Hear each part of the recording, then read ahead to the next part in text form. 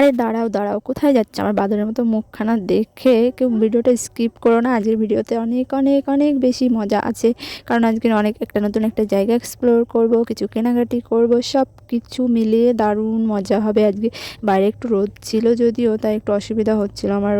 রোদে বেরোলেই মাথাটা কেমন ভন ভন করে ঘুরতে থাকে। তোমাদেরও কেমন, কার কার এমন হয় কমেন্ট করে অবশ্যই জানিও কিন্তু। তো প্রথমেই চলে এসেছি একটা জামা কাপড়ের দোকানে, কারণ আমার একটা স্টুডেন্টের বার্থডে ছিল, বার্থডে আছে আর কি আগামীকাল, তাই ওর জন্য একটা জামা দেখছিলাম। তারপরে জামার দোকানে আসলে আমি একটা দুটো জামা কিনবো না সেটা কখনো হতে পারে, তাই নিজের জন্য দেখছিলাম কিছু। আমারও পছন্দ হয়েছে, আমি দুটো জামা নিয়েছি, সেটা একদিন তোমাদেরকে দেখাবো অন্য ভিডিওতে। তারপরে ভাইয়াদের জন্য একটু জামা টামা কিনলাম, দেন বেরিয়ে পড়েছি নতুন জায়গা এক্সপ্লোরের উদ্দেশ্যে। তো চলো যাওয়া যাক। আর রোদটা কিন্তু ভালোই রয়েছে, কিন্তু ছাতা ধরে আর কতক্ষণ হাঁটা যায় বলো তো।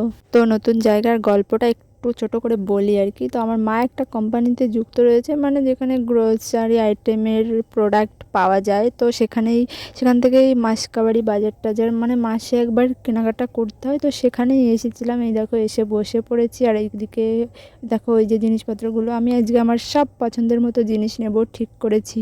তো নিয়েছিলাম আমার পছন্দের মতো কিছু জিনিস। তারপরে চলে এলাম একটু বাজারের দিকে।